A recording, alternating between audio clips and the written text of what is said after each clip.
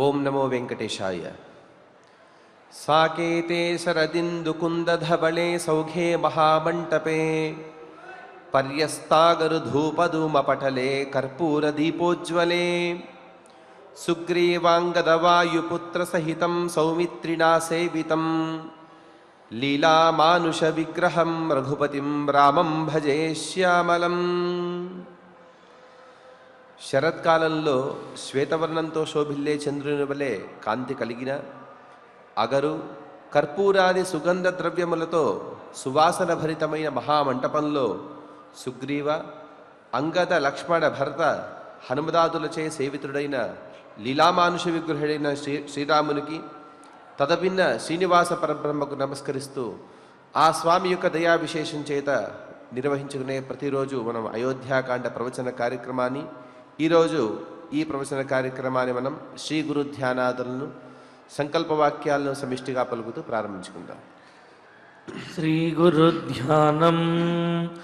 గురుర్బ్రహ్మా గురుర్విష్ణుః గురుర్దేవో మహేశ్వరః గురుః సాక్షాత్ పరం బ్రహ్మ తస్మై శ్రీ గురవే నమః.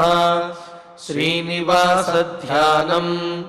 శ్రీ వెంకటాద్రినిలయః కమలాకాముకః పుమాన్ అభంగుర విభూతిర్నః తరంగయతు మంగళం. అథ సంకల్పః.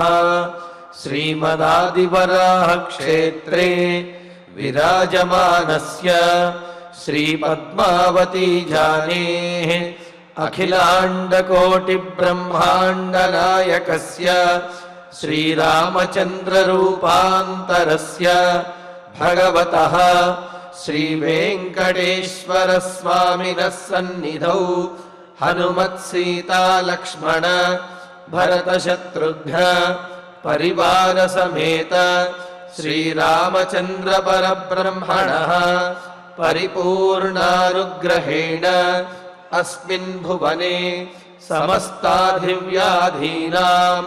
నివారణార్థం భారతవర్షే విద్యా విత్త వాణిజ్య కృషి వైద్య వైజ్ఞానిక దేశరక్షణాదిరంగేషు విద్యమానానాం ఆస్తిక మహాజనానాం సర్వేషాం సకుటుంబానాం ఆయురారోగ్యైశ్వర్య సద్బుద్ధి ఇత్యాది సర్వశుభఫల ప్రాప్త్యర్థం ధర్మాచరణ ద్వారా శ్రీరామరాజ్యస్య పునర్వ్యవస్థాపనార్థం ఉద్యోగార్థినాం సముచితోద్యోగ ప్రాప్త్యర్థం దంపతీనాం అనుకూల దాంపత్య సిద్ధ్యర్థం సంతానస్య పితృవాక్య పరిపాలనానుకూల బుద్ధి ప్రచోదనార్థం సకల కార్య సిద్ధ్యర్థం గో సంరక్షణార్థం చ శ్రీమద్వాల్మీకి రామాయణే అయోధ్యాకాండే యథాశక్తి శ్లోకం వ్యాఖ్యాన పురస్సరం నవోత్తరశతతమ సర్గ శ్లోక పారాయణం తథా శ్రీధన్వంతరి మంత్ర పారాయణం చ అన్యోన్య సాహాయ్యేన ఆచార్యముఖేన కరిష్యామహే. శ్రీ వాల్మీకి ప్రార్థనా. కూజంతం రామ రామేతి మధురం మధురాక్షరం ఆరుహ్య కవితాశాఖాం వందే వాల్మీకి కోకిలం. శ్రీ ఆంజనేయ ప్రార్థనా. మనోజవం మారుతతుల్య వేగం జితేంద్రియం బుద్ధిమతాం వరిష్టం వాతాత్మజం వానరయూథ ముఖ్యం శ్రీరామదూతం శిరసా నమామి. శ్రీరామాయణ ప్రార్థనా. వాల్మీకి గిరి సంభూత రామసాగరగామిని పునాతి భువనం పుణ్య రామాయణ మహానది. శ్రీరామ ప్రార్థనా. అయోధ్యాఖ్యేతు గుర్వర్ధే త్యక్త్వా రాజ్యం గిరౌ వసన్ పాదుకే భరతాయాదాత్ సరామ శరణం మమ శ్రీరామచంద్ర పరబ్రహ్మణే నమః. అథ శ్రీమద్ రామాయణే ఆదికావ్యే అయోధ్యాకాండే నవోత్తరశతతమః సర్గః. శ్రీమన్నారాయణ చరణౌ శరణం ప్రపద్యే. శ్రీమతే నారాయణాయ నమః. శ్రీరామాయ నమః. కర్మభూమిమిమాం ప్రాప్య కర్తవ్యం కర్మ యచ్చుభం అగ్నిర్వాయుశ్చ సోమశ్చ కర్మణాం ఫలభాగినః. రామచంద్రమూర్తి జాబాలి మహర్షితో మాట్లాడుతున్నటువంటి మాటలు, రాముడిని ఎలాగైనా సరే వనవాసాన్ని మాన్పించి అయోధ్య నగరానికి తీసుకువెళ్ళాలి అని భరతుడు ఎంతగా ప్రయత్నించినా, ఎన్ని రకాలుగా ధర్మములతోటి, న్యాయములతోటి, యుక్తులతోటి చెప్పినప్పటికీ రాముడు వాటన్నిటికీ కూడా ధీటుగా సమాధానం చెప్పి వనవాసం చెయ్యటమే సరి అయినది అని ప్రతిపాదించి, మరి ఆ సందర్భంలో భరతుడు ఇంకేమీ మాట్లాడలేక చూస్తున్నప్పుడు జాబాలి మహర్షి ఇంకా వీటితో ధర్మాలతో ప్రయోజనం లేదు, ఇంకా నాస్తికవాదంతో అయినా సరే రాముడిని ఒప్పించాలనే ఉద్దేశ్యంతో రాముడితోటి, నాయనా ప్రత్యక్షమైనటువంటి భోగములు వదిలి నువ్వు వనవాసం చేస్తానంటావేమిటి, ధర్మమేమిటి, న్యాయమేమిటి, తల్లిదండ్రులు ఏమిటి, పరలోకమేమిటి, గతించిన వారి గురించి ఆలోచించడం ఏమిటి అని అంటూ ఈ విధంగా అనేకమైనటువంటి నాస్తిక వచనములను పలుకుతూ రాముడిని ఎలాగైనా సరే ఒప్పించాలనుకున్నాడు. ధర్మమునకే లొంగనటువంటి, అంటే ధర్మపరమైనటువంటి మాటలు చెప్పి, యుక్తియుక్తంగా మాటలు చెప్పి వాటిని పాటించాలి అని అంటే వాటికే సరి అయినటువంటి ధర్మాలు బోధించి సమాధానం చెప్పగలిగినటువంటి రాముడు మరి ఈ నాస్తికవాదానికి లొంగుతాడా? దానితోటి ఆ జాబాలి మహర్షికి ధీటుగా సమాధానం చెబుతున్నాడు. ఆయన అన్న ప్రతి మాటకి కూడా ధర్మం గురించి, సత్యము గురించి, పరలోకము గురించి, తల్లిదండ్రుల గురించి, వారందరి గురించి కూడా చక్కగా ప్రతిపాదించి, వీరందరూ లేకపోతే అసలు మనం ఎక్కడున్నాము, వారి నుండి వచ్చినటువంటి మనం వారే లేరు అని అనుకుంటే ఎలా కుదురుతుంది మహర్షి? అందులోనూ కూడా ధర్మాన్ని పాటించినటువంటి వారిని, సత్యాన్ని పలుకనటువంటి వారి యొక్క దైవ కర్మలు కానీ, పితృకార్యములను కానీ ఆ దేవతలు, పితృదేవతలు కూడా స్వీకరించరు. ఈ లోకమంతా కూడా వారిని నిందిస్తుంది అని చెప్పి ప్రతిపాదించి, మరి ఈ కర్మలన్నీ కూడా ఎందుకండి చేయటం అనే విషయాన్ని కూడా అడుగుతారు కదా. అంతేకాదు రాముడు అంటున్నాడు, నేను ఏదో కష్టపడిపోతున్నాను, బాధపడుతున్నాను అని మీరు అనుకుంటున్నారేమో. నా కర్తవ్యాన్ని, నా తండ్రి గారి మాటలు, పితృవాక్య పరిపాలన నేను చెయ్యటం అనేది అది ఆనందంగానే చేస్తాను. ఇష్టమైనటువంటి పని ఎంత కష్టమైనప్పటికీ కూడా అందులో కష్టం అనేది తెలియదు. అది నిర్వర్తించడం ద్వారా వచ్చినటువంటి ఆత్మవిశ్వాసము, చేశాము ఆ కర్తవ్యాన్ని నిర్వర్తిస్తున్నాము అనే ఆనందమే ఉంటాయి. అలాగే నేను పరిపూర్ణమైనటువంటి సంతృప్తితోటి, ఆనందంతో నేను నా ఇంద్రియములను వశం చేసుకున్న వాడిని, నా ఇంద్రియములకు ఆనందమును కలుగజేస్తూనే ఈ వనవాసాన్ని నేను నిర్వర్తిస్తాను అని చెప్పి అంటూ, కర్మభూమి ఇమాం ప్రాప్య కర్తవ్యం కర్మ యచ్చుభం అగ్నిర్వాయుశ్చ సోమశ్చ కర్మణాం ఫలభాగినః. ఎందుకంటే ఇది కర్మభూమి. ఈ భూమి ఇక్కడ పుట్టినవాడు ఎవరైనా సరే ఖచ్చితంగా ఆయా కర్మలను అనుసరించి అనుష్ఠించి తీరవలసినదే. అంతేగాని నేను అనుసరించను, నేను చెయ్యను, నాకు సంపదలన్నీ ఉన్నాయి, నేను ఏ పని చేయకపోయినా సరే కాలం గడిచిపోతుంది అనుకుంటే అది పొరపాటు అన్నమాట. ఎందుకు అంటే సంచిత కర్మ, ప్రారబ్ధ కర్మ, ఆగామి కర్మ అని చెప్పి కర్మలు 3 రకాలుగా ఉంటాయి. అంటే పూర్వజన్మలలోనూ మనం ఆర్జించినటువంటి, అంటే కర్మలు ఏవైతే చేశామో ఆ కర్మల యొక్క ఫలితం ఏదైతే సంగ్రహించి పెట్టుకున్నామో దాన్ని సంచిత కర్మ అని అంటాం. అలాగే పూర్వం మనం చేసినటువంటి పుణ్యపాప కర్మలకు ఫలితాన్ని ఏదైతే అనుభవిస్తూ ఉన్నామో ఆ ఫలితాన్ని ప్రారబ్ధ కర్మ అని చెప్పి అన్నారు. మరి మనము రాబోయే కాలంలో సంగ్రహించబోయేటటువంటి కర్మలను అనుభవించబోయేటటువంటి కర్మ ఫలితములు ఏవైతే ఉన్నాయో వాటిని ఆగామి కర్మలు అని చెప్పి అన్నారు. మరి ప్రారబ్ధ కర్మ ఏదైతే ఉన్నదో అంటే మనం పూర్వం చేసినటువంటి దానికి ఇప్పుడు అనుభవిస్తూ ఉన్నటువంటిది ఈ ప్రారబ్ధ కర్మ ప్రారబ్ధం భోగతో నస్యాత్ అని అన్నారు. కావున అలాగా మనం చేసినటువంటి కర్మలకు ఫలాన్ని అనుభవించడం మొదలుపెట్టిన తర్వాత అది పూర్తయితే కానీ ఆగదు. కావున ఆ ప్రారబ్ధ కర్మ అనేది అలాగా మనం అనుభవించి తీరుతూనే ఉంటాం. అంటే కర్మఫలానికి ఏదైతే కర్మ ఫలం ఏదైతే ఉన్నదో దాన్ని అనుభవించడం ప్రారంభించేశాం. ఆ ప్రారంభించినటువంటిది ఆ కర్మఫలం పూర్తయితే అది ఆగుతుంది. అది ఆ ప్రారబ్ధ కర్మ అనుభవించి తీరవలసిందే. మరి సంచిత కర్మ ఆగామి కర్మ ఏవైతే ఉన్నాయో ఈ సంచిత కర్మలో ఉన్నటువంటి శుభఫలములు వాటిని మనం ఆనందంగా ఆస్వాదిస్తాం. మరి సంచిత కర్మలో ఉన్నటువంటి పాపఫలములు ఏవైతే ఉన్నాయో ఆ పాపఫలాన్ని మనం అనుభవించడం కష్టం కదా. అలాగే ఆగామి రాబోయేటటువంటి కాలంలో మనం చేయబోయేటువంటి శుభాశుభ కర్మలు వాటి యొక్క ఫలములు ఏవైతే ఉన్నాయో వాటిని కూడా మనం సవ్యంగా ఉంచుకోవాలి కదా.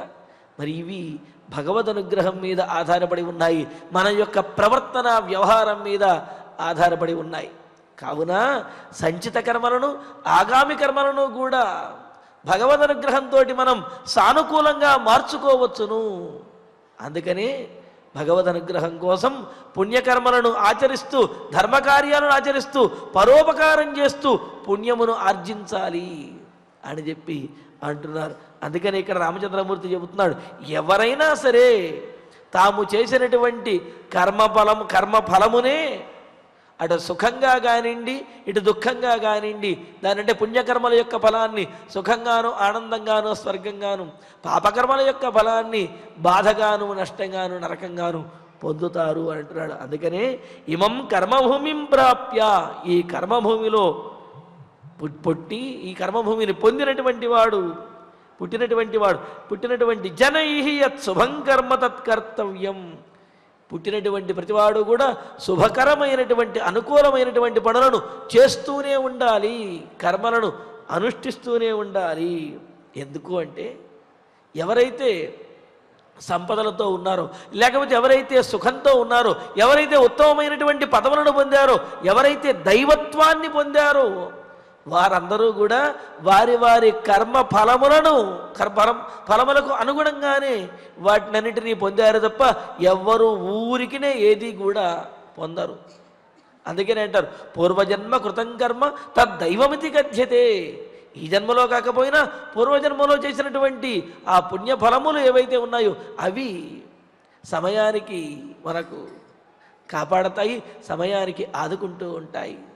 అందుకనే అంటారు వనేరణే శత్రు జలాగ్ని మధ్యే మహార్ణవే పర్వతమస్తకేచ సుప్తం ప్రమత్తం విషమస్థితం వా రక్ష్యంతి పుణ్యాని పురాకృతాని అని చెప్పి అంటూ అడవిలో ఉన్న శత్రువుల్లో ఉన్న యుద్ధంలో ఉన్న పర్వతాల మీద ఉన్న విషమకరమైనటువంటి పరిస్థితిలో ఉన్నప్పటికీ కూడా పూర్వం చేసినటువంటి మన పుణ్యములు ఏవైతే ఉన్నాయో అవి మనలని మన బిడ్డలని కూడా కాపాడి తీరుతాయి. లోకంలో ఎన్నో ప్రమాదాలు జరుగుతూ ఉంటాయి.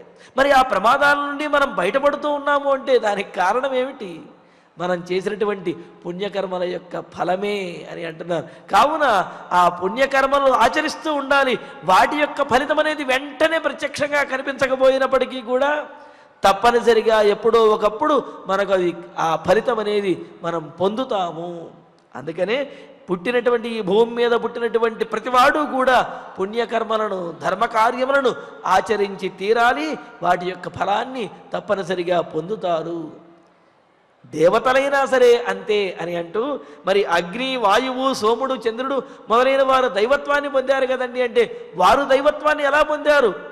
వారు కూడా వారి వారి కర్మలను చక్కగా నిర్వర్తించడం ద్వారానే దైవత్వాన్ని పొంది లోకానికి ఆధారంగాను లోకమందరి చేత పూజింపబడేవారిగాను వారందరూ ఉన్నారు. అంటే వారు చేసినటువంటి పూర్వ కర్మల యొక్క ఫలమే అని అంటున్నారు. అంతే కదండి. ఇంద్రుడికి శతక్రతు అని పేరు, అంటే 100 యజ్ఞములు చేసినవాడు అని అర్థం. అంటే ఇంద్ర పదవి ఎలా వచ్చింది ఆయనకి? ఊరికినే వచ్చేసిందా ఇంద్ర పదవి? లేదు కదా. 100 యజ్ఞములను పూర్తిగా చేయటం ద్వారా ఆ కర్మఫలముగా ఇంద్ర పదవి అనేది వచ్చింది. అంటే మనుషులైనా దైవమైనా సరే ఆ కర్మల యొక్క ఫలం ఏదైతే ఉన్నదో దాన్ని పొంది తీరుతారు. కావున కర్మలను చెయ్యటమే, కార్యములను, పుణ్యకార్యములను, ధర్మకార్యములను చెయ్యటమే కర్తవ్యము అని అన్నారు. ఆ చేసినప్పుడే శక్తి అనేది వస్తుంది. అంతే కదా.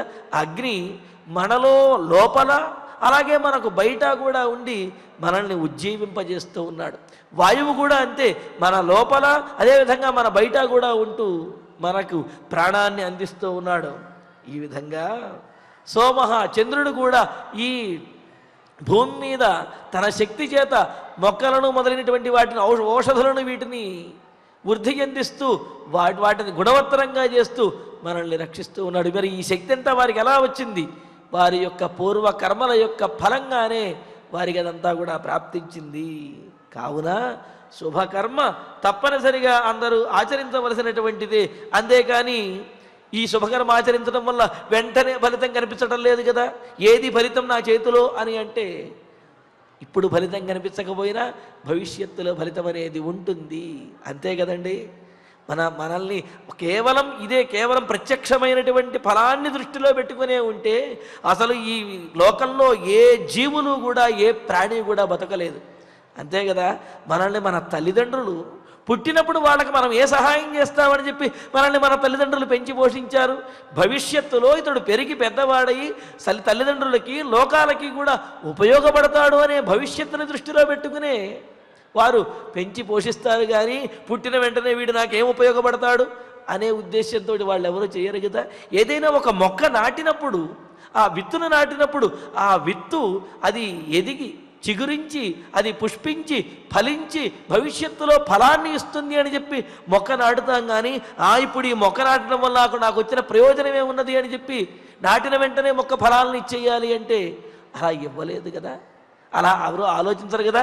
కావున ప్రత్యక్ష ఫలమే కావాలి అని అనుకుంటే ఈ లోకంలో ఏ పని కూడా మనం చెయ్యలేము. కావున ప్రత్యక్ష ఫలము అని అంటే ఇక్కడ పుణ్యం విషయంలో ఇప్పుడు కాకపోయినా సరే తరువాత అయినా సరే తప్పనిసరిగా మనం పొందగలిగేటటువంటి ఫలము అనే అర్థాన్ని తీసుకుని కర్మలను తప్పనిసరిగా చేయవలసినటువంటి పనులను ఆచరించాలి. తప్ప మనకి కంటి ఎదురు కనిపించటం లేదు వెంటనే ఫలము అని చెప్పి అనుకుని దాన్ని ఆచరించకుండా వదిలిపెట్టకూడదు. అలా చేస్తే అది అసమర్థత, అవివేకము అవుతుంది అని చెప్పి రాముడు జవాలి మహర్షితో చెప్పి ఇంకా అంటున్నాడు. శతం క్రతూనామాహృత్య దేవరాట్ త్రిదివంగతః తపాంస్యుగ్రాణి చాస్థాయ దివం యాతా మహర్షయః. ఏమయ్యా, మహర్షులు అదేవిధంగా మీ బోటి వారందరూ కూడా యజ్ఞయాగాదులు చేస్తూ ఇంద్రుణ్ణి ఆరాధిస్తూ ఉంటారు కదా. మరి ఇంద్రుడికి ఆ ఇంద్రపదవి ఎలా వచ్చింది? క్రతూనాం శతం ఆహృత్య 100 యజ్ఞములను ఆచరించడం ద్వారా ఆ కర్మ ఫలంగానే మరి ఇంద్రుడికి ఇంద్ర పదవి వచ్చింది. అంతేకాదు ఆయన స్వర్గానికి వెళ్ళి స్వర్గాన్ని పొంది ఇంద్ర పదవిని అధిష్ఠించాడు. మహర్షయః మీ బోటి మహర్షులందరూ కూడా ఉగ్రాన్ని తపాంసి ఆస్థాయ ఘోరమైనటువంటి తపస్సులను చేసి వాళ్ళు త్రిదివం స్వర్గాన్ని పొందుతున్నారు, ఉత్తమ లోకాలను పొందుతున్నారు. తపస్సు చేయటం ప్రారంభించిన వెంటనే మరి వాళ్ళు స్వర్గానికి వెళ్ళిపోవాలి అంటే ఇంకా తపస్సు చేయటం ఎలాగా? కావున దాని యొక్క ఫలితం మనం ఎప్పుడు పొందాలో అప్పుడు పొందగలుగుతాం. కానీ ఆరంభించిన వెంటనే ఎలా పొందుతామండి? చిన్నప్పుడు సామెత చెప్పేవాళ్ళు, అంటే కొత్తగా పెళ్ళైన ఆవిడ గర్భం రావాలని చెప్పి గుడి చుట్టూ ప్రదక్షిణాలు చేస్తూ ప్రతి ప్రదక్షిణానికి గుడి వెనకాలకు వెళ్ళి పొట్ట చూసుకుంటే వెంటనే వచ్చేస్తుందా? దానికంటూ ఓ సమయం అనేది ఉంటుంది కదా.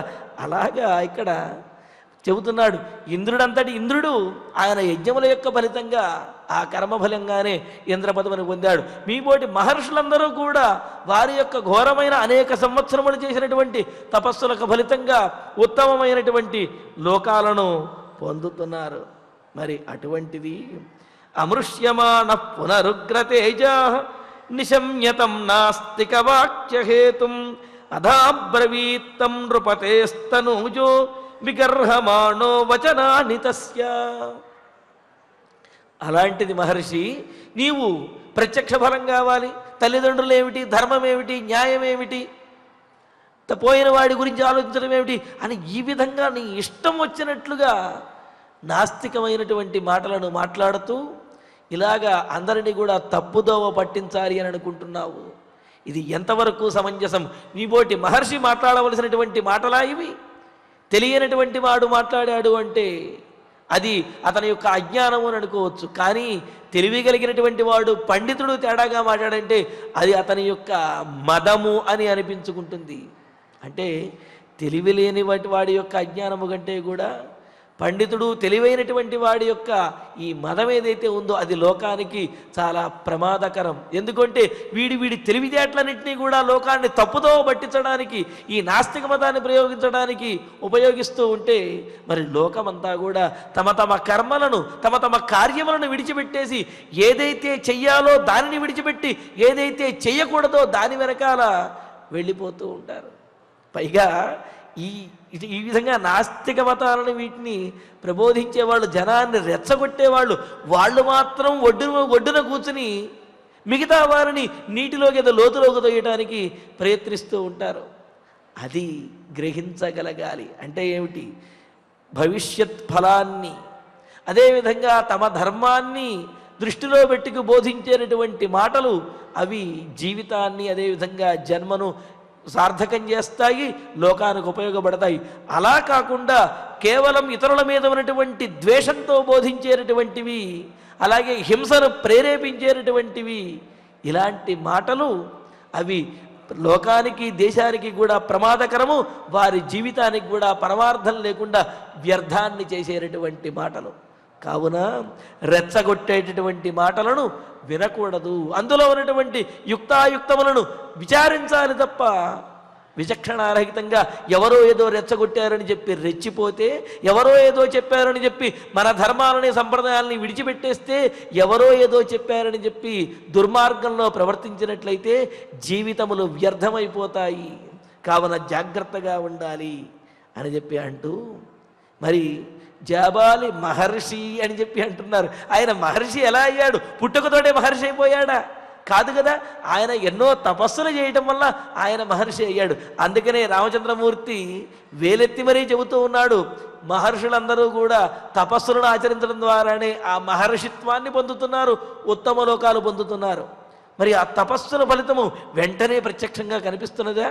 మరి మీరందరూ ఎందుకు ఆచరించారు అనే విషయాన్ని కూడా గుర్తు చేస్తూ మరి ఈ విధంగా మీబోటి మహర్షులు ఇలా మాట్లాడడం సమంజసము కానే కాదు అని రాముడికి కోపం కూడా వచ్చింది జాబాలి మహర్షి మీద.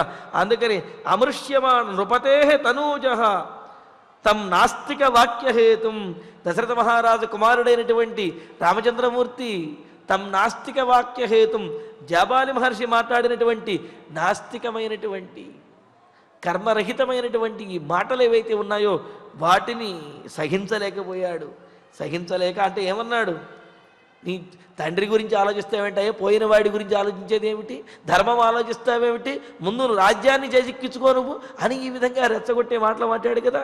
అవి వినేటప్పటికీ అమృష్యమాణ, వాటిని తలుచుకుంటేనే రాముడు సహించలేక ఉగ్రతేజాహ, సాధారణంగానే తేజోవంతుడైన, మరింత తేజస్సుని పొందినవాడే, అంటే కొంత కోపాన్ని కలిగిన వాడే, తస్య వచనాన్ని విగర్హమాణ, ఆ జాబాలి మహర్షి యొక్క మాటలను నిందిస్తూ వాటిని ఖండిస్తూ అధ పునఃతమబ్రవీత్, జాబాలి మహర్షితోటి మరలా ఈ విధంగా అంటున్నాడు, సత్యంచ ధర్మంచ పరాక్రమంచ భూతానుకంపాం ప్రియవాదితాంచ ద్విజాతి దేవాతిథి పూజనంచ పంధానమాహుస్త్రిదివస్య సంతః. మహర్షి స్వర్గాన్ని పొందాలి అంటే, అలా అదేవిధంగా జీవితాన్ని సార్థకం చేసుకోవాలి అంటే సరి అయినటువంటి మార్గం ఏమిటో తెలుసా మీకు? తెలిసినప్పటికీ కూడా నన్ను ఈ విధంగా తప్పు మాటలు మాట్లాడుతున్నారు. అసలు మార్గం నేను చెబుతాను వినండి అంటూ సత్యంచ ధర్మంచ సత్యమును మాట్లాడటం, ధర్మమును ఆచరించడం, పరాక్రమంచ అవసరానుగుణంగా తన పరాక్రమాన్ని చూపించడం, ధైర్యంతో ఉండడం, భూతానుకంపం సకల ప్రాణుల మీద కూడా దయను కలిగి ఉండడం అంటే పరోపకారము, అదేవిధంగా కరుణాదృష్టి కలిగి ఉండడము, ప్రియవాదితాంచ చక్కగా అనునయంగా సవ్యంగా ప్రియంగా మాట్లాడగలగటం, ఇంకా దేవాతిథి పూజనంచ ద్విజాతి దేవాతిథి పూజనంచ అంటే పండితులు బ్రాహ్మణోత్తరు మొదలైన వారిని, దేవతలను, అతిథులను వీరందరినీ పూజించటము, ఇవన్నీ కూడా త్రిదివస్య పంధానం సంతహాహు స్వర్గాన్ని పొందడానికి మార్గాలుగా, ఉత్తమ గతులను పొందడానికి మార్గాలుగా, జీవితాన్ని సార్థకం చేసుకోవడానికి ఉన్నటువంటి మార్గాలుగా సంతహాహు సత్పురుషులందరూ కూడా చెబుతూ ఉన్నారు. అంతేగాని వీటిని విడిచిపెట్టేస్తే జీవితమే ఉండదు. సత్యమును మాట్లాడటం, ధర్మను పరిపాలించడం, ధైర్యము పరాక్రమంతో ఉండడం, సకల ప్రాణుల యందు కూడా దయగలిగి ఉండడం, బ్రాహ్మణులను, దేవతలను, అతిథులను పూజించడం, ఇవన్నీ కూడా స్వర్గానికి ఉన్నటువంటి మార్గములు, సన్మార్గములు అని అంటూ తేనైవ మాజ్ఞాయ యథావదర్థం ఏకోదయం సంప్రతిపద్య విప్రాహ ధర్మం చరంతః సకలం యథావితు కాంక్షంతి లోకాగమమప్రమత్తాః. తేన అందువలన మరి ఇవన్నీ కూడా సన్మార్గములు అని చెప్పి పెద్దలు తెలియజేశారు, సత్పురుషులు తెలియజేశారు. కావున విప్రాహ వేదవేత్తలైనటువంటి వారు ఎవరైతే ఉన్నారో, బ్రహ్మజ్ఞానులైనటువంటి వారు, వాస్తవం తెలిసినటువంటి వారు, ఏవమర్థం యథావత్ ఆజ్ఞాయ వీటన్నిటినీ కూడా ఉన్నది ఉన్నట్లుగా సన్మార్గంలో వాటిని ఆచరించి సంప్రతిపద్య ఏకోదయం సంప్రతిపద్య ఐకమత్యంతో అంటే ఒకే అభిప్రాయంతో, ఏకాభిప్రాయంతో వీటినన్నిటినీ కూడా పరిపాలిస్తూ అంటే వీటిని పాలిస్తేనే మోక్షము, స్వర్గము, సుఖము, సార్థకత అనే ఏకాభిప్రాయంతో ధర్మం అప్రమత్తాః యథావచ్చరంతః ధర్మాన్ని అప్రమత్తులై సావధానంగా ఉంటూ దాన్ని ఎలా ఆచరించాలో ఆ విధంగా ఆచరిస్తూ లోకాగమం కాంక్షంతి ఉత్తమ లోకాలను, సద్గతులను పొందాలి అని చెప్పి అందరూ అనుకుంటారు. అంతేగాని వీటినన్నిటిని విడిచిపెట్టి దుర్గతులు పొందాలి అని చెప్పి ఎవరు కూడా అనుకోరు కదా. నిందామ్యహం కర్మ పితుః కృతం తత్ యస్త్వాం అగృహ్ణాత్ విషమస్థ బుద్ధిం బుద్ధ్యా నయైవం విధయాచరంతం సునాస్తికం ధర్మపదాదపేతం. నిందామ్యహం కర్మపితుః కృతం తద్యస్త్వాం అగృహ్ణాత్ అని చెప్పి అంటూ మరి పురోహితులైనటువంటి వారు, వేదవిధులైనటువంటి వారు, తపస్సంపన్నులైనటువంటి మీరిబోటి వారిని నేను సాక్షాత్తుగా నిందించకూడదు. కానీ ఈ విధంగా వివేకవంతులు అయి ఉండి కూడా ఇంత అవివేకంగా మాట్లాడుతూ, జ్ఞానం కలిగినటువంటి వారు అయింటి కూడా ఈ విధంగా నాస్తిక బుద్ధితోటి మాట్లాడుతున్నటువంటి మిమ్మల్ని, అసలు మిమ్మల్ని చేరదీసినటువంటి మా తండ్రి గారిని అనాలి. ముందు మిమ్మల్ని దగ్గర పెట్టుకున్నటువంటి దశరథ మహారాజుని నిందించాలి. ఎందుకంటే దుర్మార్గుడిని అటువంటి వాడు దగ్గరకు చేరడానికి ప్రయత్నిస్తూ ఉంటాడు. అటువంటి వాడిని చేరదీసినటువంటి వాడిదే తప్పు, అంతే కదండి. పక్కలో బల్లెం పెట్టుకున్నాడంటే ఆ బల్లెం తప్పు కాదు, ఆ పక్కలో పెట్టుకు పడుకున్నటువంటి వాడు తప్పు. ఎందుకని ఆ బల్లెమును నిశితంగా ఉండేటటువంటి దాన్ని పక్కలో పెట్టుకు పడుకుంటే ఎక్కడో ఒక చోట గుచ్చుకుంటుంది ఖచ్చితంగా. కావున ఆ విధంగా ఇలాగా నాస్తికవాదంతో మాట్లాడుతూ తప్పుదో పట్టించినటువంటి మిమ్మల్ని మా తండ్రి గారు ఎందుకు చేరదీశారో అసలు ముందు వారిని అనాలి అని అంటూ యహ విషమస్త బుద్ధిం, ఏ దశరథ మహారాజు అయితే విషమస్త బుద్ధిం వైషమ్యమైనటువంటి విధంగా విషపూరితమైనటువంటి ఆలోచనలతో ఉన్న అటువంటి బుద్ధి కలిగినటువంటి ఏవం విధయా అనయా బుద్ధ్యాచరంతం, ఈ విధమైనటువంటి బుద్ధితోటి దుర్మార్గాన్ని బోధిస్తూ ఉన్నటువంటి వాడైనా మీ సునాస్తికం, పరలోకం లేదు, తల్లిదండ్రులు లేరు, ధర్మం లేదు, న్యాయం లేదు, భూతదయ లేదు అంటూ ఈ విధంగా దుర్మార్గంగా మాట్లాడుతున్నటువంటి నాస్తికుడైనటువంటి మిమ్మల్ని ఇంకా ఎటువంటి వారు ధర్మపదాదపేతం, ధర్మ మార్గానికి చాలా దూరంగా ధర్మ మార్గం నుండి తొలగినటువంటి త్వాం మిమ్మల్ని అగృహ్ణాత్ పురోహితుడిగా గ్రహించాడు కదా దశరథ మహారాజు. అటువంటి తత్పితు కృతం కర్మ అహం నిందామి, మా తండ్రి గారు చేసినటువంటి ఈ పనిని నేను నిందిస్తున్నాను. అంటే తండ్రిని కూడా నిందించడం లేదు. చూడండి, ఇక్కడ తండ్రి గారు మిమ్మల్ని చేరదీశారు చూసారా, అలా చేరదీయటం ఏదైతే ఉన్నదో అది ఏమాత్రము యుక్తము కాదు. ఆ తండ్రి చేసినటువంటి ఈ పని మాత్రము గర్హనీయము, ఇది నిందించవలసినటువంటిదే అని చెప్పి అసలు మిమ్మల్ని చేరదీయటమే తండ్రి చేసినటువంటి తప్పు అని జాబాలి మహర్షి మీద కోపంతో రామచంద్రమూర్తి ఈ విధంగా అంటూ ఉన్నాడు. అంటూ యథా హి చోరస్స తథా హి బుద్ధః తథా గతం నాస్తికమత్ర విద్ధి తస్మాద్ధియశంక్యతమ ప్రజానాం నాస్తికేనాభిముఖో బుధ స్యాత్.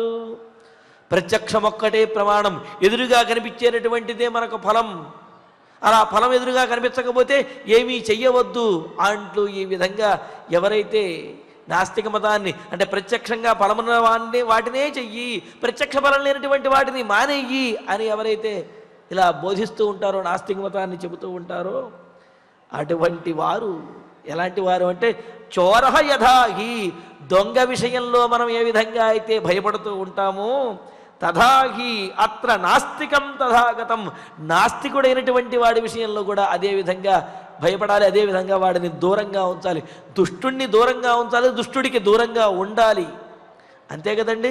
దొంగతనం చేసే స్వభావం కలిగినటువంటి వాడిని ఎవడైనా ఇంట్లో పెట్టుకుంటాడా? అలాగే ఈ నాస్తిక బుద్ధితోటి తప్పుదో పట్టించిన వారు ఎవరైతే ఉన్నారో వారి మాటలను ఎవరైనా వింటారా? వినకూడదు కదా. అందుకని ఏమంటున్నాడు, చోరహ యథాహి, దొంగతనం చేసే దొంగ బుద్ధి కలిగినటువంటి వాడు ఏ విధంగా అయితే నిరాకరించాలో, వాడిని దూరంగా ఉంచాలో తథాహి అత్ర నాస్తికం తథాగతం. ఈ విధంగా నాస్తిక బుద్ధితోటి ఇతరులను రెచ్చగొడుతూ దుర్మార్గాన్ని బోధించేవాడు ఎవడైతే ఉంటాడో అటువంటి వాడిని కూడా దూరంగానే ఉంచాలి అని చెప్పి అంటూ విద్ధి, ఆ విషయం తెలుసుకోండి. తస్మాత్ యహ ప్రజానాం శంక్యతమః, కావున ఎవరైతే ప్రజల చేత శంకింపబడతాడో, అనుమానించబడతాడో, ఎవరైతే ప్రజలను రెచ్చగొడతాడో, ప్రజలలో అనుమానాలను రేకెత్తిస్తూ వాస్తవాన్ని మరుగుపరుస్తూ ఇష్టం వచ్చినట్లుగా వారిలో అనుమానాలను రేకెత్తిస్తూ రెచ్చగొడుతూ ఉంటాడు. అటువంటి వాడు శంక్యతమః, శంకింపదగిన అటువంటి వాడిని అనుమానించాలి, అటువంటి వాడిని దూరంగా ఉంచాలి తప్ప వాడు చెప్పేటటువంటి మాటలను విని వాటిని వంట పట్టించుకున్నట్లయితే అది జీవితాన్ని నాశనం చేస్తుంది అని అంటూ నాస్తికేన అభిముఖః న స్యాత్, నాస్తికునితోటి ఉండటం, స్నేహం చెయ్యటం కానీ అతడితోటి కలిసి ఉండటం కానీ చెయ్యకూడదు. ఎందుకంటే స్వయం నష్టః పరాం నాశయతి అని చెప్పి అంటారు. వాడు నష్టపోతూ మునిగిపోయేటటువంటి వాడు పక్కన ఉన్నటువంటి వాడిని కూడా కాలు పట్టుకుని వాడిని కూడా లోతులోకి లాగేసినట్లుగా ఈ నాస్తిక బుద్ధి కలిగినటువంటి వారు నశించిపోతూ ఇతరులను కూడా నశింపజేస్తారు. ఇంకాస్త తెలివైనటువంటి వాళ్ళు ఏం చేస్తుంటారంటే వారు ఒడ్డున కూర్చుని ఇతరులను ముంచేస్తూ ఉంటారు. ఇది మరీ ప్రమాదకరమైనటువంటిది. వారి ప్రయోజనాలను వారు పొందుతూ ఇతరులను రెచ్చగొడుతూ ఉంటారు. వీళ్ళు మహాప్రమాదకరమైనటువంటి వారు. వారు మాత్రము వారి వారి పనులను కర్తవ్యాలను చేసుకుంటూ ఇతరులను మాత్రము వారి వారి పనులు చేసుకోకుండా వీరిని రెచ్చగొడుతూ వీరిని అంటే అప్రయోజకులుగా చేస్తూ ఉంటారు. కావున అటువంటి వారికి దూరంగా ఉండాలి అని చెప్పి అంటూ బుధః అభిముఖః న స్యాత్, పండితుడైనటువంటి వాడు అటువంటి నాస్తికులకు దూరంగా ఉండాలి. వారు చెప్పినటువంటి వాటి మాటలను ఆలోచించాలంటే అనుమానించాలి తప్ప వాటిని పాటించకూడదు. ఏదైతే వాస్తవమో దానినే పాటించాలి అంటూ త్వత్తో జనా పూర్వతరే వరాశ్చ శుభాని కర్మాణి బహూని చక్రుః జిత్వా సదేమంచ పరంచ లోకం తస్మాద్విజా స్వస్తి హుతం కృతంచ. మరి ఐహికమైనటువంటి ఆముష్మికమైనటువంటి ఫలములను ఇచ్చేది ధర్మం. అంటే ఈ లోకంలోనూ కూడా సుఖాన్ని ఆనందమును కలుగజేసేది, పరలోకంలో ఉత్తమమైనటువంటి గతులను కలుగజేసేది ధర్మం అనే విషయాన్ని చెబుతూ త్వత్తః పూర్వతరే వరాశ్చ, మహర్షి నీకంటే పూర్వమున్నటువంటి వారు ఎంతోమంది మహర్షులు వారందరూ కూడా మీకు తెలియదా? వారందరినీ మీరు చూడలేదా?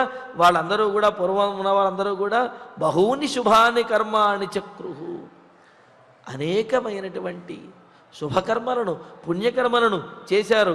ఇమంచ లోకం పరలోకంచ జిత్వా, వాళ్ళ తమ తమ పుణ్యకర్మలతోటే సత్యనిష్టతోటే ధర్మాచరణతోటే ఈ లోకమును పరలోకాన్ని కూడా జయించారు. జయించటము అంటే ఈ లోకంలో సుఖంగా ఆనందంగా కీర్తి ప్రతిష్టలతో ఉండటము, పరలోకంలో ఉత్తమమైనటువంటి గతులను పొందటము. జిత్వా సదా వర్తంతే, ఎప్పుడూ కూడా ఉంటూ ఉన్నారు.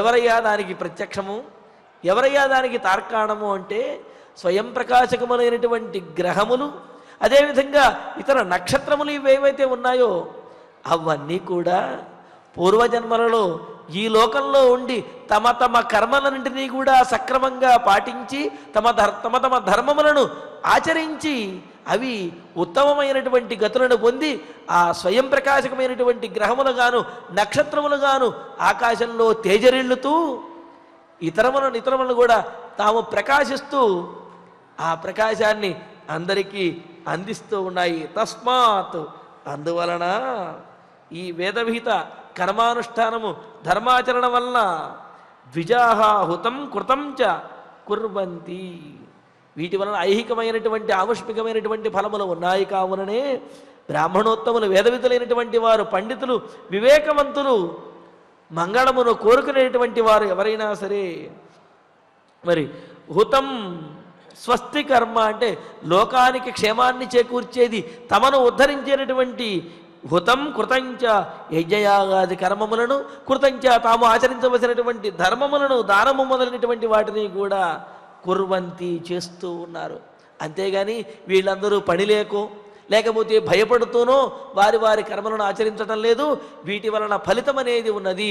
ఇదే ఈ ధర్మమును ఆచరించడమే సరి అయినటువంటి మార్గము, ఇదే కర్తవ్యము అని తెలిసినటువంటి వివేకవంతులు కనుకనే వీరందరూ కూడా వివేకవంతులైనటువంటి వారు, పండితులైనటువంటి వారు, సద్బుద్ధి కలిగినటువంటి వారు, లోకోపకారం చెయ్యాలనుకునేటువంటి వారు ధర్మములను సత్యమును యజ్ఞయాగాదులను వీటినన్నిటినీ తమ తమ కర్తవ్యములను దేశభక్తిని కూడా వీటన్నింటినీ కూడా మరి పెద్దల నుండి నేర్చుకుని వీటన్నిటినీ ఆచరిస్తూ ఉన్నారు.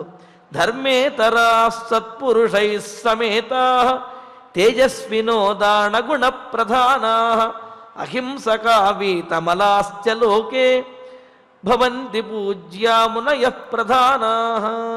ధర్మే రతాః, ధర్మేతరాః కాదు, ధర్మే రతాః, ధర్మము యందు బుద్ధి కలిగినటువంటి ధర్మే రతాః, ధర్మము యందు ఆసక్తి కలిగినటువంటి వారు.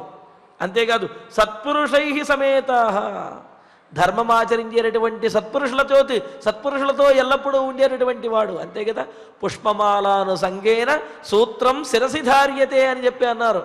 పుష్పములతో కూడి ఉండటం వల్ల ఆ దారాన్ని కూడా శిరస్సును ధరిస్తూ ఉంటాం. ఎవరైనా దారాన్ని నెత్తిన కట్టుకుంటారా? కట్టుకోరు కదా.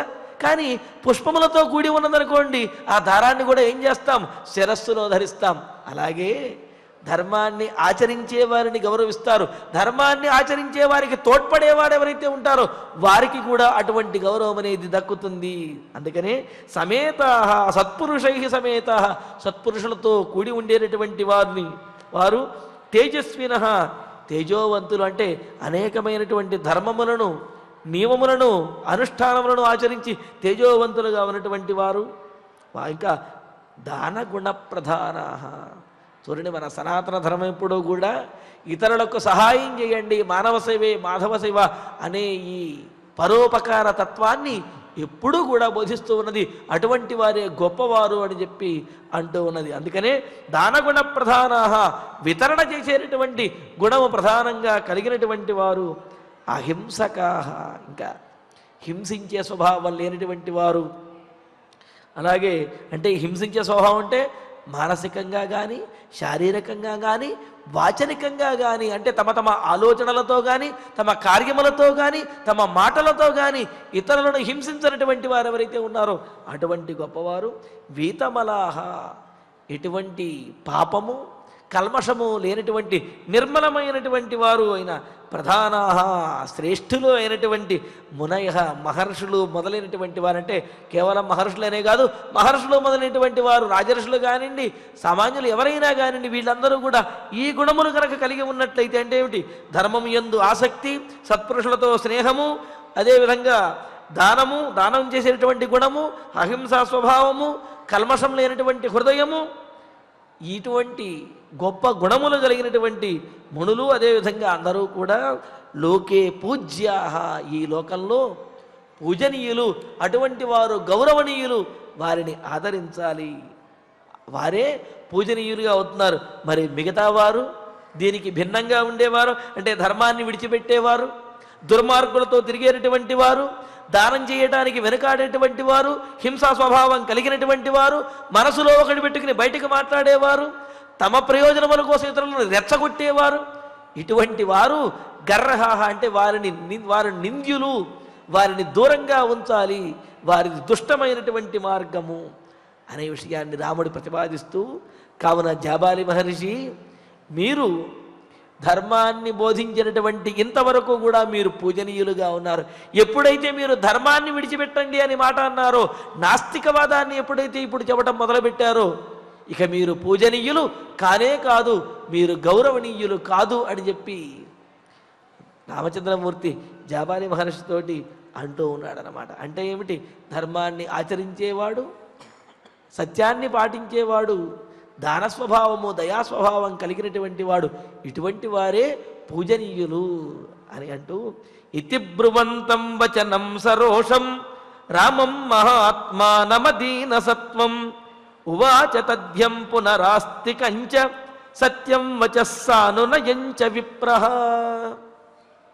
ఇంకా రాముడి ఈ విధంగా తేజస్సుతోటి నిశ్చయమైనటువంటి బుద్ధితోటి కోపంతో ఇలా మాట్లాడుతూ ఉంటే ఇక జాబాలి మహర్షికి అర్థమైపోయింది, అమ్మో నేను మాట్లాడినటువంటి మాటలు రాముడిని ప్రభావితం చేయటం మానేసి రాముడికి కోపం తెప్పించాయి అని చెప్పి. అంటే ప్రభావితం చేయటం అంటే మెల్లగా దారిలోకి వచ్చేసి వాటికి లోబడినట్లయితే ఆ మాటలు ప్రభావితం చేసినట్లవుతాయి. కానీ వాటి వల్ల కోపం వచ్చింది అంటే ఈ మాటలను జాబాలి మహర్షి చెప్పినటువంటి నాస్తికమైనటువంటి మాటలు ఏవైతే ఉన్నాయో అవి రాముడిని ప్రభావితం చేయలేదు, పైగా ఇటువంటి దుర్మార్గమైనటువంటి మాటలు చెబుతావా అని చెప్పి రాముడికి కోపం కూడా వచ్చింది. ఇది సరోషం వచనం బ్రువంతం. ఈ విధంగా రాముడు కోపంతో రోషంతో చెప్పినటువంటి బ్రువంతం మాటలు చెబుతున్నటువంటి మహాత్ముడైనటువంటి రాముణ్ణి, పైగా అధీనసత్వం అంటే దీనమైనటువంటి బుద్ధి శక్తి లేనటువంటి వాడంటే ఏమిటి? ఏమాత్రమో కూడా ఎవరికి లొంగనటువంటి వాడు. సహజంగా ఏదైనా ఒకడొక పుణ్యకార్యాన్ని చేస్తూ ఉన్నాడు, ఏ అన్నదానం చేయటమో లేకపోతే ఇతరులకు సహాయం చేయటమో ఏదో చేస్తూ ఉన్నాడు. ఎవడో పక్కవాడు వస్తాడు, వచ్చేసి ఏమిట్రా అనవసరమైనటువంటి ఖర్చు పెడుతూ ఉన్నావు, భవిష్యత్తులో నీకు ఎన్ని ఖర్చులు ఉన్నాయి, అవన్నీ దృష్టిలో పెట్టుకున్న ఈ ఖర్చు వ్యర్థమైనటువంటి ఈ ఖర్చు పెడుతున్నావు అనగానే, సరేలేరా ఏదో ప్రారంభించానికి తప్పుతుందా అని చెప్పి అన్నాడు అని అంటే వాడు చెప్పినటువంటి మాటలకు కొంత ప్రభావితమయ్యి ఆ మాటలను అంగీకరించినటువంటి వాడే అవుతాడు, ఈ చేసేటటువంటి కార్యంలో ఫలితాన్ని పొందలేకపోతాడు. అలా కాకుండా నేను చేస్తున్నటువంటి ఈ ధర్మకార్యము చేయవలసినటువంటిది, దీనివలనే నాకు ఫలితం అనేది వస్తుంది, దీనివలనే నాకు భవిష్యత్తులో నేను చేసేటటువంటి కార్యములకు ఇది ఆధారం అవుతుంది, వాటి యొక్క ఫలితం రావడానికి కూడా ఇది కారణమవుతుంది అని ఎవరైతే ధైర్యంగా నిశ్చయ బుద్ధితోటి చెప్పగలరో అటువంటి వారు ఈ ధర్మకార్యముల యొక్క ఫలితాన్ని కూడా పొందగలుగుతారు. మరి జాబాలి మహర్షి రాముడిని, నాయనా ప్రత్యక్షంగా కనిపించే రాజభోగాలు వదిలేసి నువ్వు ఈ వనవాసానికి ఎందుకు ఒప్పుకున్నావు అనగానే రాముడిలో ఎటువంటి ఆలోచన లేదు. అదేమిటి? ఈ వనవాసం చెయ్యటమే ధర్మము, ప్రత్యక్షంగా కనిపించినప్పటికీ కూడా రాజ్యము నాకు అవసరం లేదు అని చెప్పి నిశ్చయమైనటువంటి బుద్ధితో ఉన్నాడు. అందుకనే అధీన సత్వ, జాబాలి మహర్షి చెప్పినటువంటి మాటలు విన్న తర్వాత కూడా ఆయన యొక్క బుద్ధిలోను ఆలోచనలోను ఏమాత్రము దీనత్వము అదేవిధంగా వెనకడుగు వేసేటటువంటి తత్వము కూడా లేకుండా స్థిరమైనటువంటి బుద్ధి కలిగిన వాడైన రామచంద్రుణ్ణి విప్రహ, ఆ బ్రాహ్మణోత్తముడైనటువంటి జాబాలి మహర్షి తథ్యం సత్యం ఆస్తికం వచః పునః తథ్యం వాస్తవమైనటువంటిది, యథార్థమైనటువంటిదైన, సత్యం నిజమైనటువంటిదైన ఆస్తికం వచః, ఆస్తిక బుద్ధితోటి నాయన నేనేదో నిన్ను ఒప్పించాలి అని చెప్పి తల్లిదండ్రులు లేరు, ధర్మం లేదు, న్యాయం లేదు, కనిపించేవి మాత్రమే భోగాలే, వాటిని అనుసరించాలనే మాట నేను అన్నాను కానీ అవి శాశ్వతమైనవి అనేది నా ఉద్దేశ్యము కూడా కాదు.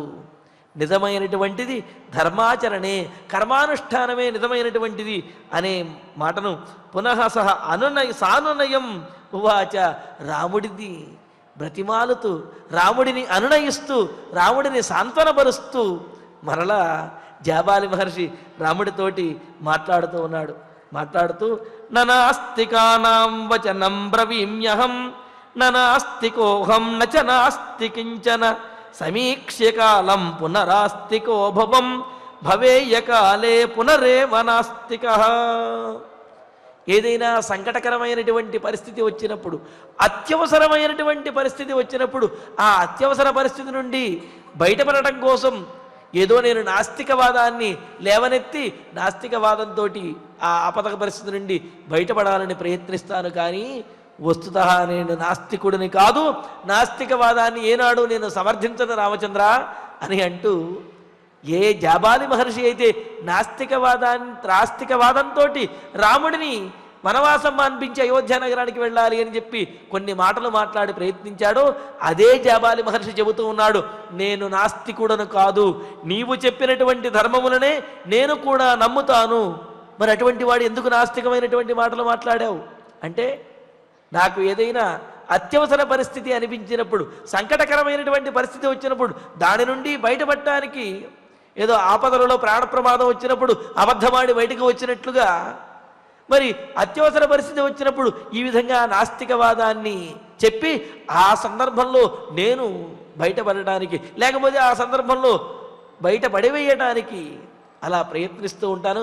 అలాగే ఇక్కడ మరి నువ్వేమో రాజ్యానికి రాను అంటున్నావు, భరతుడేమో నిన్ను విడిచి అయోధ్య నగరానికి రాను అంటున్నాడు, ప్రజలందరూనేమో నిన్నే రాజుగా కోరుకుంటున్నాడు. మరి నిన్ను రాజుని చేయాలి అంటే ధర్మంతో, న్యాయంతో, వీటితో మాట్లాడితే నువ్వు ధీటుగా సమాధానం చెప్పేస్తున్నావు.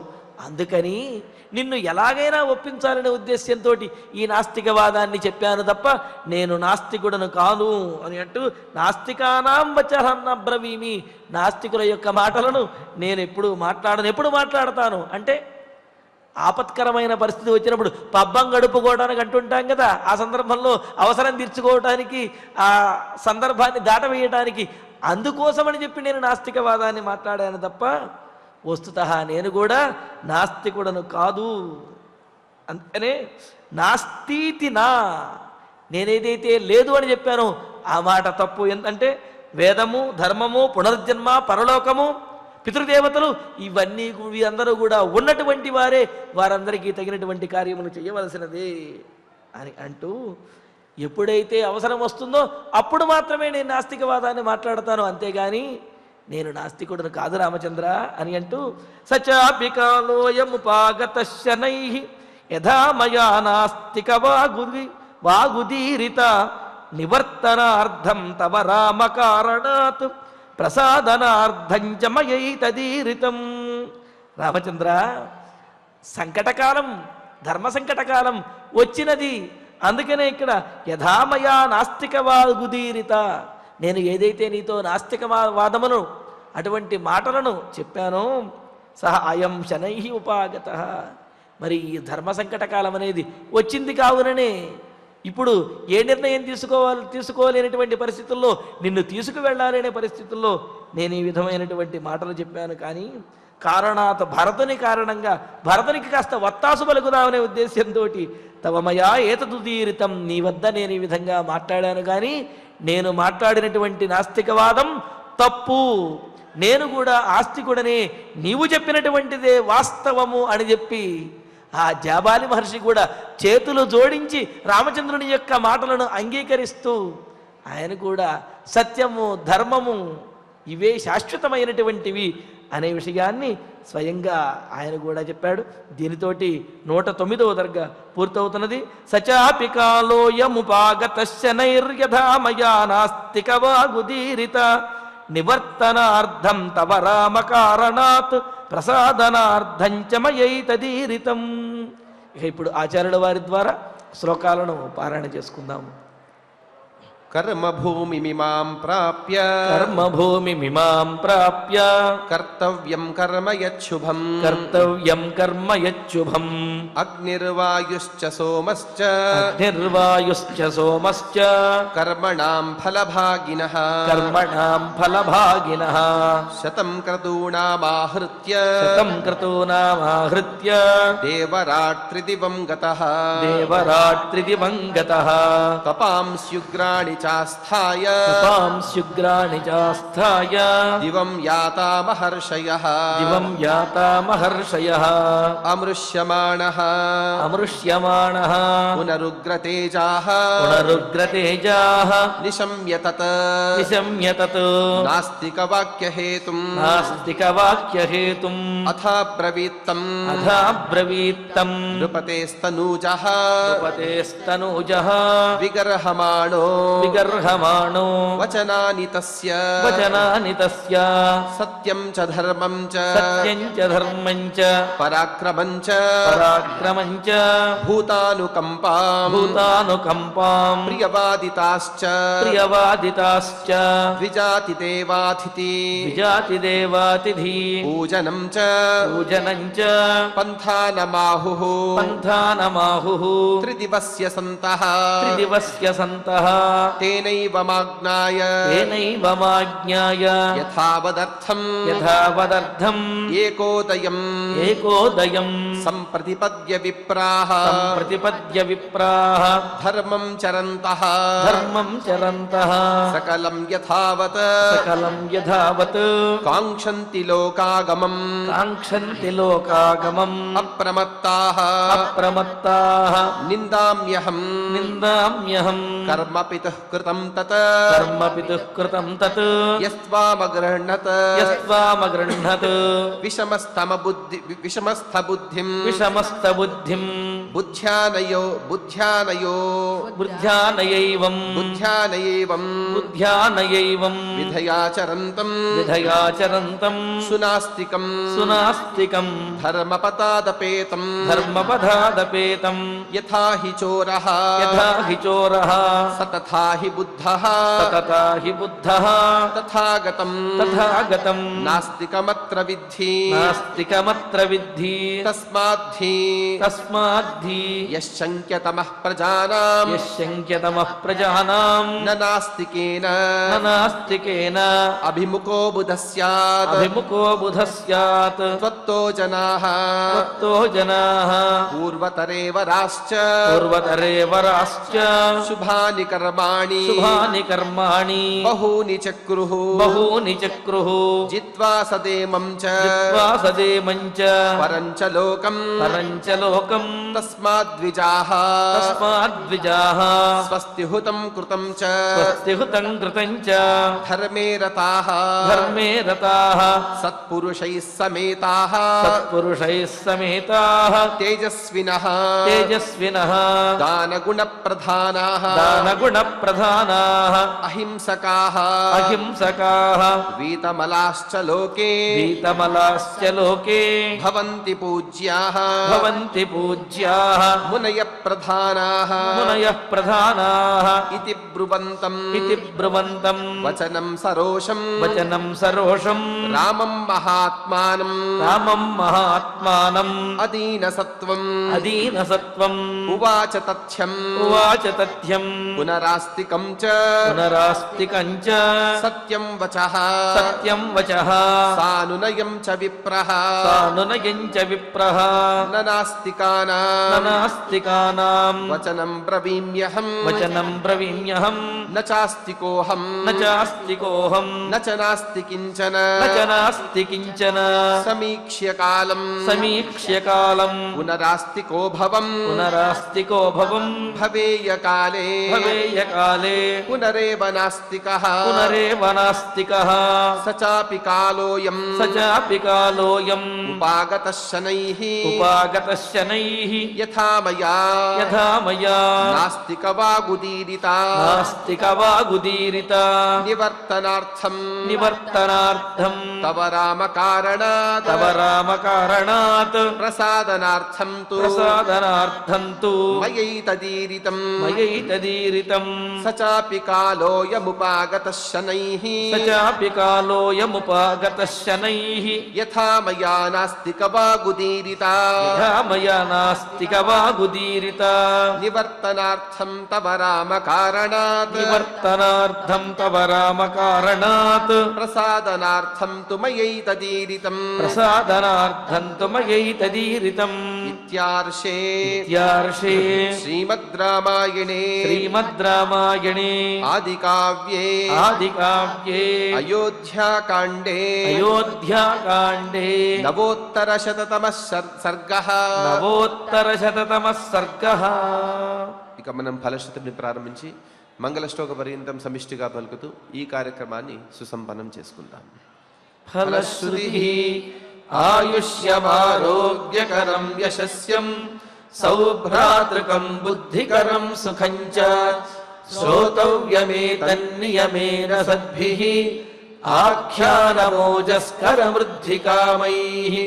శ్రీరామచంద్ర పరబ్రహ్మణే నమః. అథ ధన్వంతరి ధ్యానం అచ్యుతానంత గోవింద విష్ణో నారాయణామృత రోగాన్ మే నాశయాశేషాన్ ఆశు ధన్వంతరే హరే. ఆరోగ్యం దీర్ఘమాయుష్యం బలం తేజోధియం శ్రియం స్వభక్తేభ్యోనుగృహంతం వందే ధన్వంతరిం హరిం. ధన్వంతరేరిమం శ్లోకం భక్త్యా నిత్యం పఠంతి యే అనారోగ్యం న తేషాం స్యాత్ సుఖం జీవంతి తే చిరం. ఓం నమో భగవతే వాసుదేవాయ ధన్వంతరయే అమృతకలశహస్తాయ వజ్రజలౌకహస్తాయ సర్వామయ వినాశనాయ త్రైలోక్యనాథాయ మహావిష్ణవే స్వాహా. ఓం వాసుదేవాయ విద్మహే సుధాహస్తాయ ధీమహి తన్నో ధన్వంతరిః ప్రచోదయాత్. అధ నవగ్రహ ప్రార్థనా ఆరోగ్యం పద్మబంధుర్వితరతు నితరాం సంపదం శీతరశ్మిః భూలాభం భూమిపుత్రః సకల గుణయుతాం వాగ్విభూతిం చ సౌమ్యః సౌభాగ్యం దేవమంత్రి రిపుభయశమనం భార్గవః శౌర్యమార్కిః దీర్ఘాయుః సైంహికేయః విపులతరయశః కేతుః ఆచంద్రతారం అరిష్టాని ప్రణశ్యంతు దురితాని భయాని చ శాంతిరస్తు శుభం మేస్తు గ్రహాః కుర్వంతు మంగళం. అధ క్షమా ప్రార్థనా యదక్షరపదభ్రష్టం మాత్రాహీనం చ యద్భవేత్ తత్సర్వం క్షమ్యతాం దేవ నారాయణ నమోస్తుతే. అథ భగవత్సమర్పణం కాయేన వాచా మనసేంద్రియైర్వా బుద్ధ్యాత్మనా వా ప్రకృతే స్వభావాత్ కరోమి యద్యత్ సకలం పరస్మై నారాయణాయేతి సమర్పయామి.